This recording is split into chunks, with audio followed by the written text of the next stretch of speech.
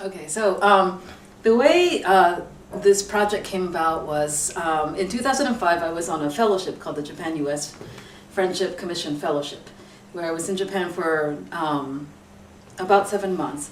And during that time in Tokyo, I had the privilege of meeting Hideo Arai, who is a dancer, site-specific performance artist. And we did a couple jams together, and I really liked his impulses and his instincts and his sense of humor. So I always thought, now this is somebody who's really got a lot to engage with, to interact with. And we did a short project at that time at the end of September 2005, 4 days, boom, boom, boom, boom, boom, in a studio apartment, and showed it to the public. And then I returned to the United States. So this time around, okay, so what happened was that within the same fellowship time period, I was just about to leave Tokyo, and I did a lecture at the Asian American Research Organization, and I met Nobuko Awaya,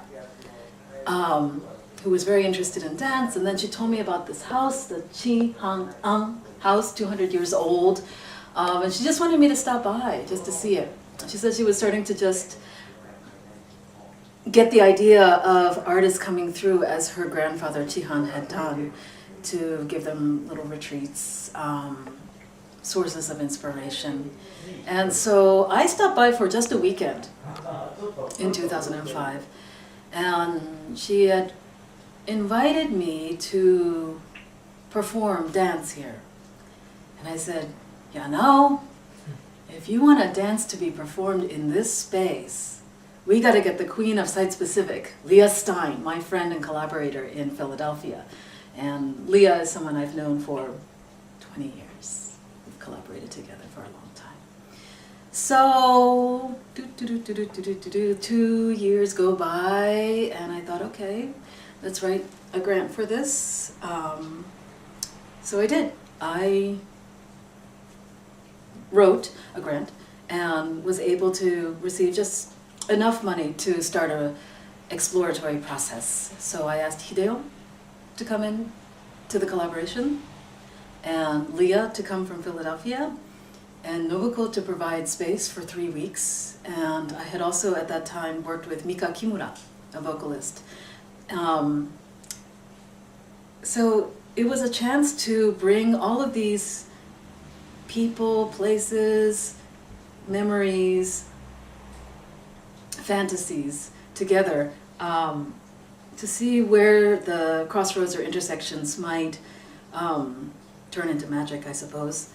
I had heard so many oral histories, so many stories from Nobuko about her family, Chihan, her grandfather, her own mother, the birth of herself and her ancestors in the back room, and how the doors being shut on the other side were the men folk playing go. And that image really, the image stayed with me. The birth, the messiness, the blood, and kind of animal instinct on the female side. And then behind the very thin fusuma wall were menfolk doing something that was very calculated, gridded, geometric, perhaps coming from thinking.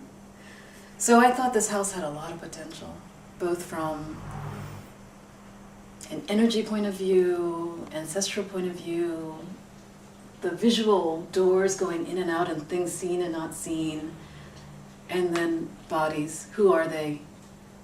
Where did they come from? And what dramas do they evoke?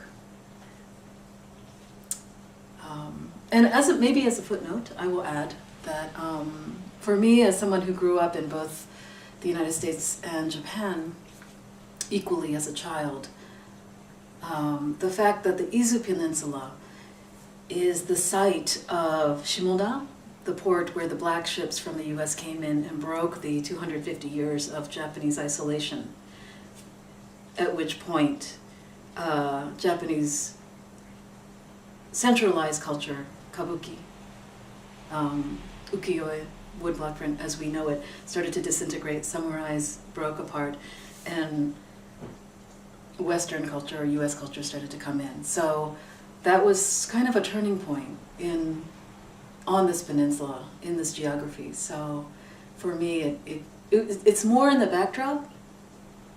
The American black ships coming in, Japan doing an overnight change, but important. So very personal, energetic, and historical.